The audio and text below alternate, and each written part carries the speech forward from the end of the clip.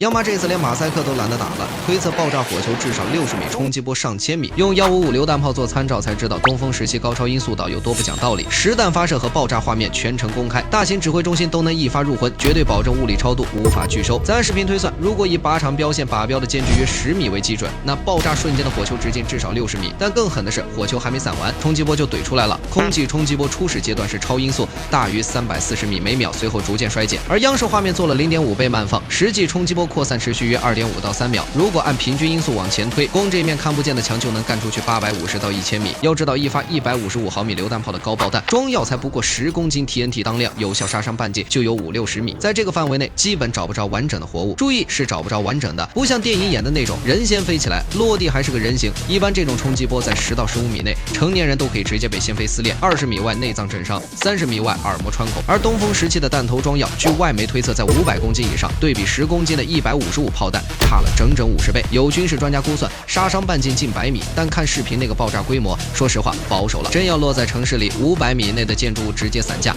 钢筋混凝土掩体跟纸糊的一样，你甚至找不到一块完整的砖。但杀伤力再大，打不中等于白给。东风时期真正让对手睡不着觉，不是他炸得狠，是根本拦不住。它是全球首款正式列装的成波体高超音速导弹，弹头不圆，是个3轮锥造型，像鸭嘴一样扁平前伸，飞行轨迹更完全不按抛物线走。火箭助推到近太空后，释放成波体弹头，让它在大气层边缘打水漂，并在30到60公里高度上反复跳跃滑翔，而且末端速度超过10马赫，相当于每秒3.4公里，向西太发射，攻击第一岛链目标，甚至从发射到命中目标仅需5到10分钟，而传统弹道导弹打同样的距离要15到20分钟。最关键的是横移，成波体带可动舵面，在飞行中能大角度横向机动变轨，因为轨迹毫无规律可循，萨德拦不了，爱国者拦不了，标准6也拦不了，因为所有拦截系统的算法都基于一个前提，我能预测你下一步飞哪。东风时期把这个前提一脚踹翻，因为它的弹道你根本算不出来。当然，光弹头厉害还不够，毕竟一旦发射平台被卫星盯上，先手打掉也将一切归零。而东风时期这次公开的实弹画面，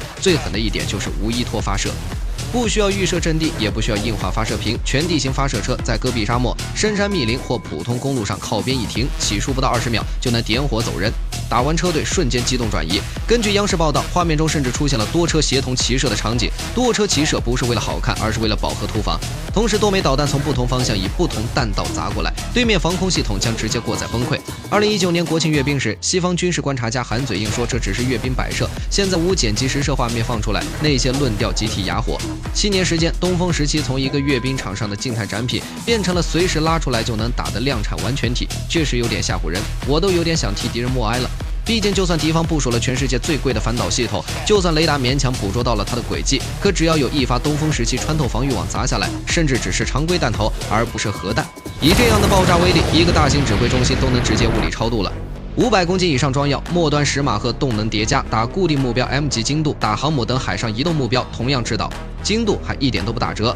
更扎心的是，这次公开的仅仅是东风时期，它还有个兄弟叫鹰击时期，成波体舰载版。再往上还有东风26、东风41在后面排着。说白了，东风时期在这次画面里已经有点不香了的意思了，更好的还在后头。而国防部那句不必过度解读，不是让你别多想，而是告诉你多想也没用。